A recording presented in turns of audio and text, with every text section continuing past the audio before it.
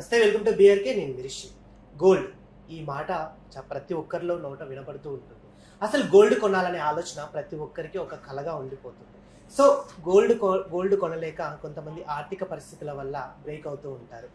ఇక ఈ కాలంలో చూసుకున్నట్టయితే ఈ మధ్య కాలంలో గోల్డ్ ఒక్కో రోజు ఒక్కో రేటు చూపిస్తూ ఉంది. ఒకరోజు 1,00,000, ఒకరోజు 90,000, ఒకరోజు 95,000, ఇలా ప్రతిరోజు ఒక వార్త వినిపిస్తూనే ఉంటుంది. మరి అలా ఎందుకు జరుగుతుంది? గోల్డ్ నిజంగా ఒక స్థాయిలో ఉంటుందా? ఒకే రేటుగా ఫిక్స్ అయ్యి ఉంటుందా? లేకపోతే మళ్ళీ తగ్గే ఛాయిస్ ఉందా? పెరిగే ఛాయిస్ ఉందా? వీటన్నిటి గురించి తెలియజేయడానికి మనతో పాటు ఉన్నారు సీనియర్ స్టాక్ మార్కెట్ అనలిస్ట్ చక్రవర్తి గారు. వారు మనతో పాటు ఉన్నారు. వారిని అడిగి మీతో విషయాలు తెలుసుకుంటాం. నమస్తే సార్. నమస్తే సార్. ఎలా ఉన్నారు? బాగున్నాను. ఓకే సార్, ఈ మధ్య కాలంలో చూసుకున్నట్టయితే గోల్డ్ ఒక్కో రోజు ఒక్కో విధంగా ఉంటుంది. అంటే అసలు ఎందుకు ఇలా పెరుగుతూ ఉంది? స్టేబుల్ గా ఎందుకు ఉండలేకపోతుంది? గోల్డ్ ఎప్పుడు కూడా అతిగా పెరగదు, అతిగా పడదు, స్టేబుల్గానే ఉంది. మధ్యకాలంలో చాలా స్టేబుల్, చాలా కన్సాలిడేషన్ గోల్డ్గా ఉంది. పెరగటం ఒక 1 year నుంచి ఎక్స్ట్రీమ్గా పెరిగిన మాట వాస్తవం, ఒక 3 నెలల నుంచి కన్సాలిడేట్ అవుతున్న మాట వాస్తవం. గోల్డ్ని ప్రభావితం చేసే విషయాలు చాలా ఉంటాయి ఇండియన్ మార్కెట్లో. ఈ ప్రభావితం చేసే విషయాలు నేను చాలాసార్లు చాలా వీడియోలు చెప్పడం జరిగింది. అయినా ఒకసారి బ్రీఫ్గా ఎక్స్ప్లెయిన్ చేస్తాను. ఒకటండి, గోల్డ్ ధరను ప్రభావితం చేసే దాంట్లో ఫస్ట్ ఏంటంటే dollar and rupee exchange difference. ఈ dollar and rupee exchange difference అనేది ఆల్మోస్ట్ ఆ పీక్ వచ్చింది. ఇక్కడ డాలర్ కూలిపోయేది లేదు, డాలర్ విపరీతంగా డాలర్ వాల్యూ పెరగటం లేదు. అంటే రూపాయి వాల్యూ పడిపోవటం కానీ విపరీతంగా పెరగటం కానీ ఇప్పుడున్న ఒక కండిషన్స్లో జరగదు. అందులో ఒక ఇంపాక్ట్ అనేటువంటిది ఆల్మోస్ట్ ఆల్ లేదు అనుకోండి గోల్డ్ మార్కెట్ వల్ల. జనరల్గా గత 1.5 years గోల్డ్ పెరగడానికి కారణం rupee value depreciation and dollar value appreciation, అదొక రీజన్. సో ఇప్పుడు ఆ యొక్క పాయింట్ అనేది లేదు, ఒక పాయింట్ కొట్టేసేసి అంటే గోల్డ్ ఎక్స్ట్రీమ్గా పెరగడానికి ఉండే ఒక కారణాలు లేదు. రెండోది gold chart analysis. Chart analysis ప్రకారం కూడా గోల్డ్ పెరగాల్సింది పెరిగింది యాక్చువల్. తర్వాత ఇప్పుడు కన్సాలిడేషన్ మోడ్లో ఉంది. మీరు ఇప్పుడు ఇంటర్నేషనల్ మార్కెట్లో చూసుకున్నట్టయితే ఒక ట్రాయ్ ఔన్స్లో కొలుస్తారు గోల్డ్. ట్రాయ్ ఔన్స్ అంటే 31.10 grams is equal 1 troy ounce అంటారు. ఆ ట్రాయ్ ఔన్స్ గోల్డ్ అనేటువంటిది అట్ ప్రెసెంట్ ట్రేడ్ వరల్డ్ మార్కెట్లో వరల్డ్ ఫ్యూచర్స్లో ఎలా ఉందంటే $3,345.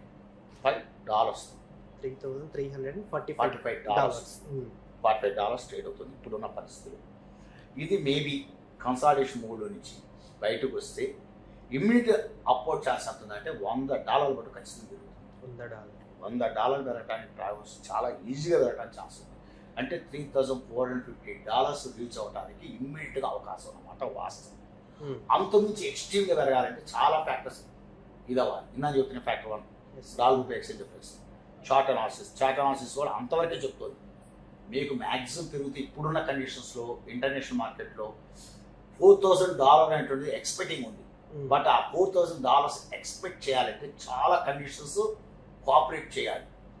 అవన్నీ కోఆపరేట్ చేస్తే నేనైతే అనుకోవట్లే $4,000 ఇమ్మీడియట్గా రీచ్ అవుతుంది అనుకోవట్లేదు. Gradually it takes time.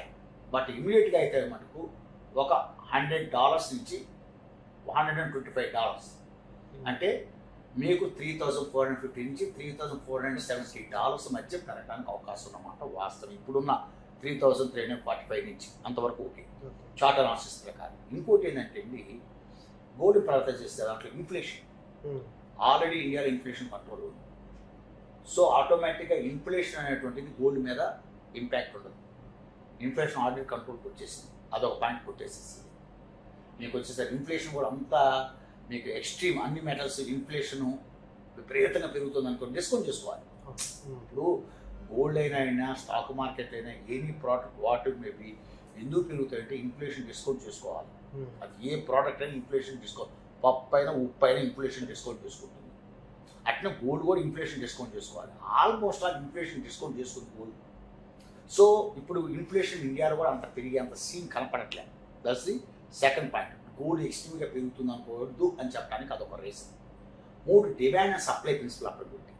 Thank you mister Teja, given this opportunity to you and your BRK channel. That's all. Thank you. Thank you, sir. Thank you so much, sir. Chala valuable information icharu. Thank you so much. Thank you.